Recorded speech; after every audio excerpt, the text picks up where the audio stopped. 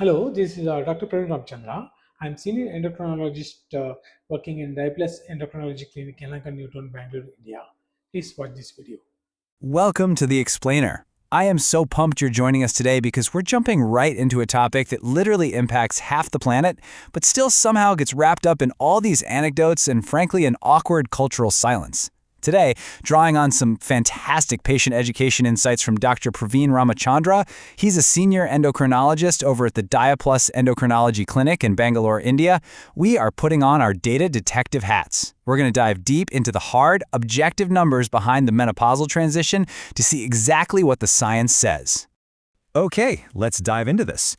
When you hear the word menopause, what pops into your head first? For a lot of us, it's just the classic cultural tropes, right? Hot flashes, mood swings, maybe a punchline from an old sitcom.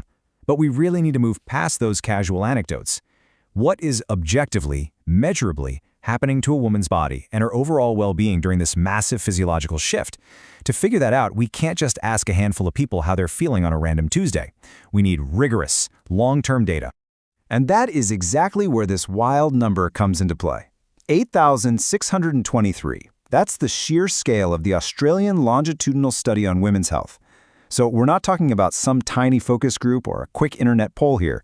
Researchers rigorously tracked over 8,000 women who were between 45 and 50 when the study kicked off and followed them carefully over a full 2-year period. A sample size this huge, it lets us filter out all the noise and zero right in on the undeniable trends. Section 1. Measuring women's well-being.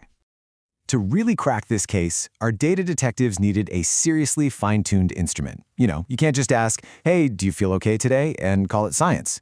So they used the SF36 Health Survey. This is a brilliant, super comprehensive tool that tracks health-related quality of life across 8 distinct dimensions. It's not just checking if your back hurts. It's looking at physical functioning, emotional limitations, vitality, social functioning, the whole shebang. The absolutely crucial thing to remember here is that it measures the mental and physical aspects simultaneously. It gives us this incredible 360-degree view of a woman's reality during the transition. Moving on to Section 2, the tool and the terms. Before we dig into the juicy results, we need to clearly define who we're actually talking about. The researchers didn't just lump all 8,600 women into one giant bucket. They separated them using super strict menstrual bleeding criteria. First up, the pre-menopause group.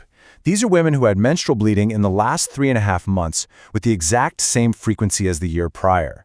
For this study, they're our baseline. They're still experiencing regular cycles, which gives us a perfect, stable control group to compare everybody else against. Next up is the peri-menopause group. Now, this is defined as having bleeding in the last 12 months, but not in the last 3 months, or simply having a changing cycle frequency. I really want you to keep your eye on this group. This is the active transitional stage. This is where the body's internal rhythm is shifting gears, and things get, well, fluctuating.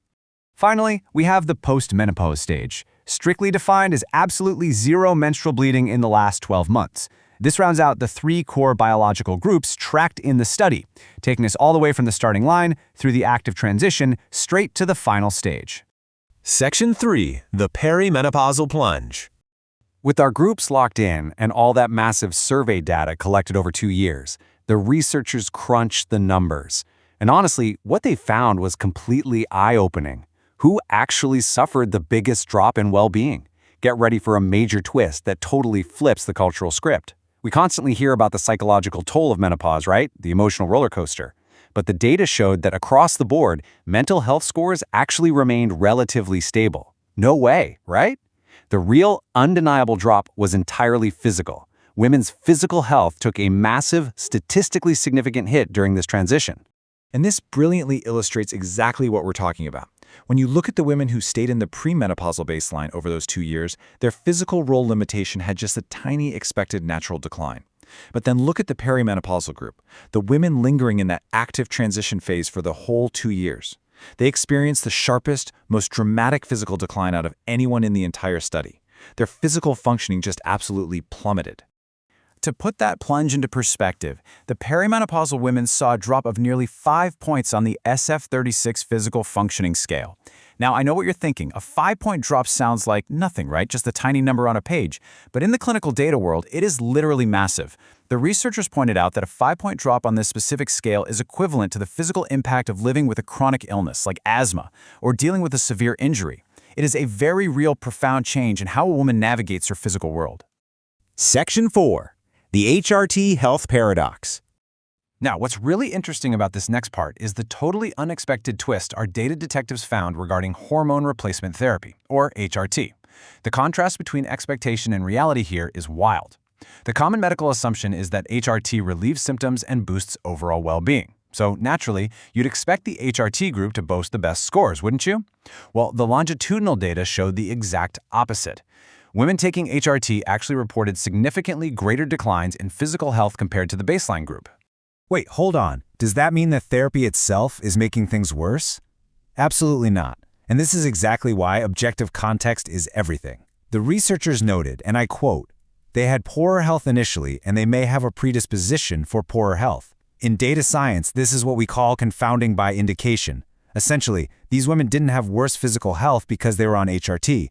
They were prescribed HRT because they were already dealing with way more severe symptoms to begin with. The data was just capturing how hard they were already struggling at the starting line."